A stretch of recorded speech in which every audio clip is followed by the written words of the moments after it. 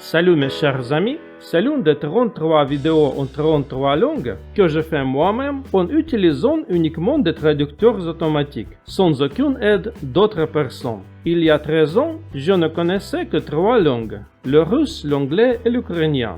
Puis, j'ai commencé à développer ma propre méthode d'apprentissage des langues étrangères que j'appelle Dobrolong. Aujourd'hui, je peux écouter des livres audio, des conférences, des nouvelles et regarder des talk shows et des documentaires dans plus de 20 langues. Il m'a fallu 15 ans pour apprendre à écouter ma première langue étrangère, l'anglais. En utilisant ma méthode dans sa forme actuelle, je peux en 3 mois apprendre une langue comme le français, l'allemand ou l'espagnol de zéro au niveau d'écoute de simples livres audio ou d'actualité. Dans mes futures vidéos, je parlerai de l'application pratique de mes idées. Mais ici, je vais vous donner un aperçu général de la différence entre ma méthode et les autres.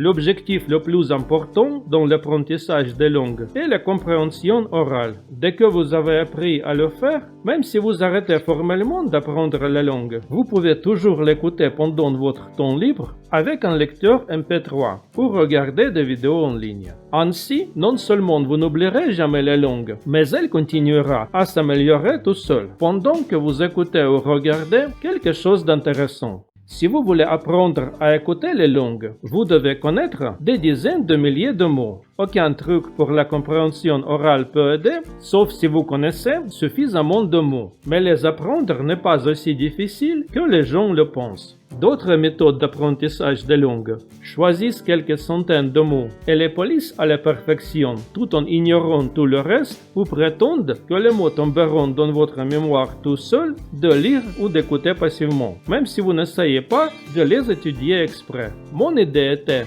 de trouver le milieu d'or entre ces extrêmes. Vous devez étudier les mots, mais vous devez les faire efficacement. Vous devez les apprendre assez bien pour écouter, mais vous ne pouvez pas vous permettre le luxe de perdre trop de temps sur chaque mot. Lorsque vous ne pouvez pas comprendre la langue parlée, il y a 2 raisons possibles. Soit votre vocabulaire est trop petit, ou votre expérience d'écoute n'est pas suffisante.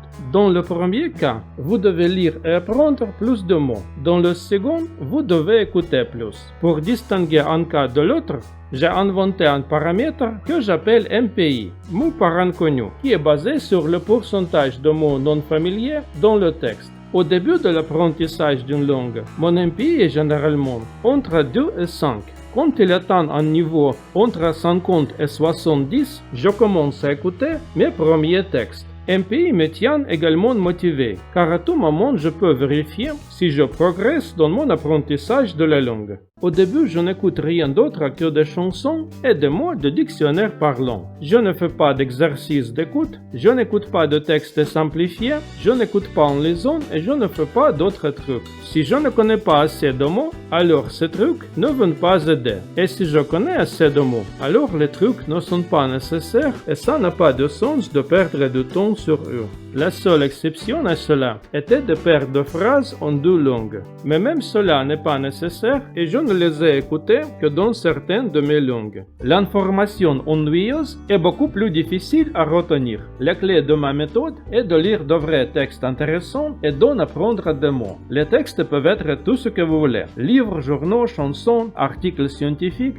même les médias sociaux. Tout ce qui vous intéresse personnellement. Pour mes études, j'ai utilisé tout, y compris des sous-titres de films, des ouvrages de littérature, des articles en ligne, des messages sur des sites de médias sociaux, etc. Et même aujourd'hui, si vous m'écrivez un commentaire, je vais écrire et apprendre tous vos mots que je ne connais pas. Plus les textes sont intéressants, mieux vous vous souviendrez des mots que vous apprenez des textes. Aussi, si vous lisez sur les sujets que vous trouvez intéressants, vous obtiendrez des mots qui correspondent à vos intérêts. Après avoir noté les nouveaux mots, je les étudie pour les prochains jours en utilisant mes propres méthodes de mémorisation. C'est la partie clé de ma méthode et je vais vous en dire beaucoup plus à ce sujet dans mes vidéos postérieures. Après avoir expliqué la philosophie générale de ma méthode, je ne mémorise aucune liste de couleurs, de chiffres, de mots et même les alphabets. Je n'étudie les tables et les listes que lorsque j'en ai vraiment besoin, ou quand je veux organiser et améliorer la connaissance que j'ai déjà obtenue en lisant. Je ne fais pas d'exercices écrits. J'écris de vraies lettres, des commentaires et des messages sur les médias sociaux. Je le fais en utilisant des traducteurs en ligne, des règles de grammaire et ma propre expérience que j'ai acquis en lisant et en écoutant. D'habitude, je n'étudie pas les règles de grammaire au début. Tout au plus, je peux feuilleter un petit livret ou lire des articles d'introduction sur Internet.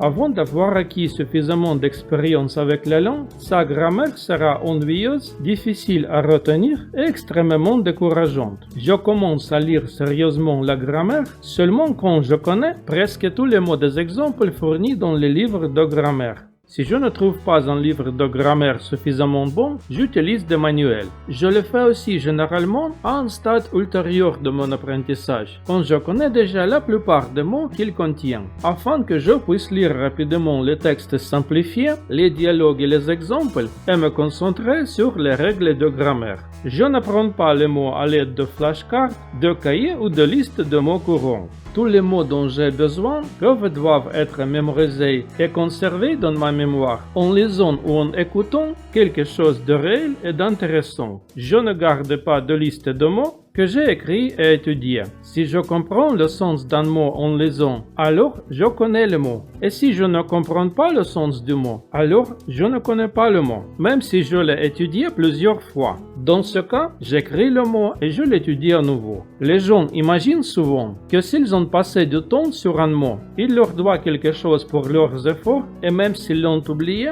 ils ne devraient jamais essayer de l'apprendre à nouveau. Cette attitude est très fausse, car certains mots et souvent des mots très importants, comme les pronoms et les prépositions, doivent être mémorisés plusieurs fois. Je ne prends pas de dialogue. Dans de vraies conversations, votre capacité à comprendre les autres et à improviser, basée sur un vocabulaire étendu, est plus importante que la capacité de parler avec des phrases parfaitement mémorisées. Les gens qui vont parler avec moi n'ont pas lu les dialogues de mon manuel et ne me répondront pas comme je l'espère. Je n'ai jamais parlé avec personne dans la plupart de mes langues parce que je n'ai jamais eu besoin de le faire.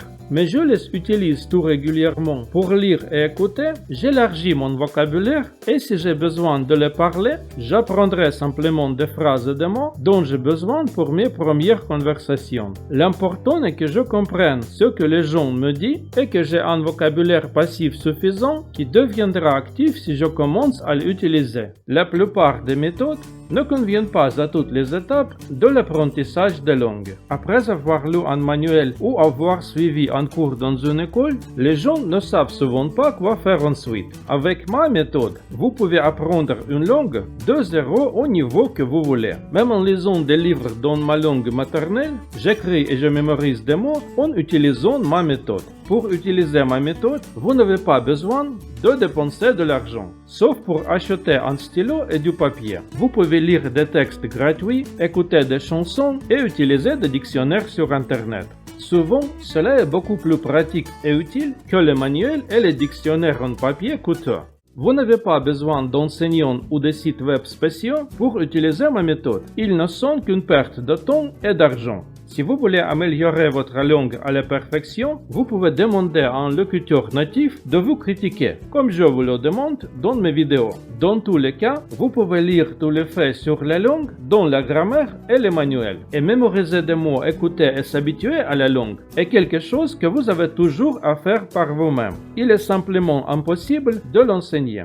Dans mes prochaines vidéos, j'expliquerai chacune de ces idées en détail. Je parlerai de la philosophie générale et des techniques particulières de ma méthode. Merci de m'avoir écouté. S'il vous plaît, abonnez-vous à ma chaîne et écrivez vos commentaires. Merci beaucoup.